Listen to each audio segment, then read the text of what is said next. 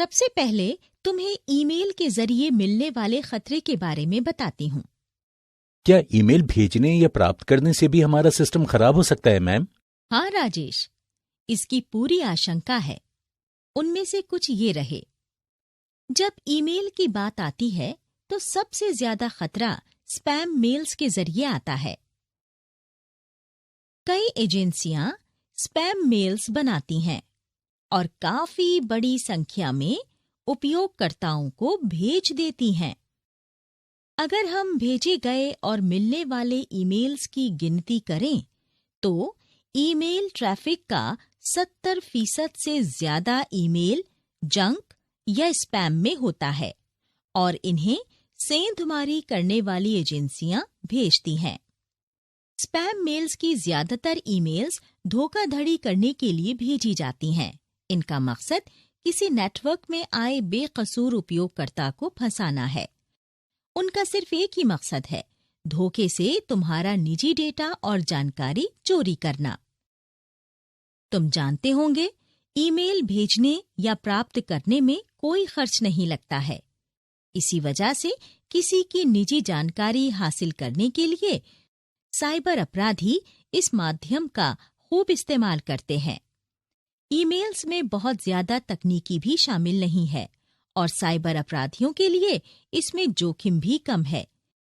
इसीलिए साइबर अपराधी इसका फायदा उठा सकते हैं और लापरवाह उपयोगकर्ताओं को ईमेल्स भेजते रहते हैं। नेटवर्क और इसके उपयोगकर्ताओं से छेड़छाड़ के लिए धोखाधड़ी वाली एजेंसियां लुभाने वाले ईमेल्स बनाती हैं।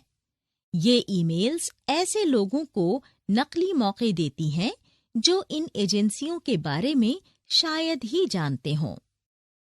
ये फर्जी ईमेल्स काफी बड़ी संख्या में उपयोगकर्ताओं तक पहुंचती हैं और इससे काफी फायदा होता है क्योंकि कई उपयोगकर्ता जिज्ञासा में इन ईमेल्स और इनके अटैचमेंट्स पर क्लिक कर देते हैं।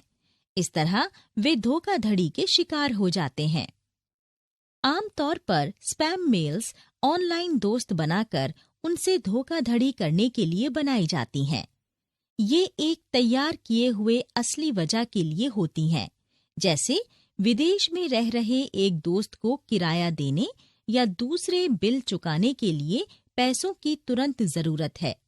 बेकसूर उपयोगकर्ता अक्सर इन ईमेल्स के झांसे में आ जाते हैं, बिना ये जाने कि ये एक धोखाधड़ी वाली एजेंसियों ने बनाया है। तो शुरुआती कामयाबी मिलने के बाद इस तरह की एजेंसियां और भी स्पैम मेल्स बनाकर बड़ी संख्या में उपयोगकर्ताओं को भेजने लगती हैं।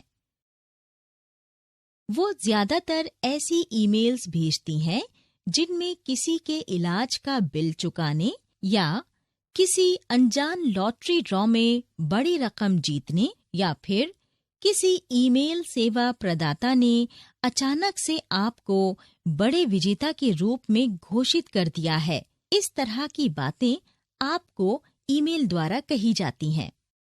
अच्छा, वो इतने फ्रॉड और खतरनाक हो सकते हैं?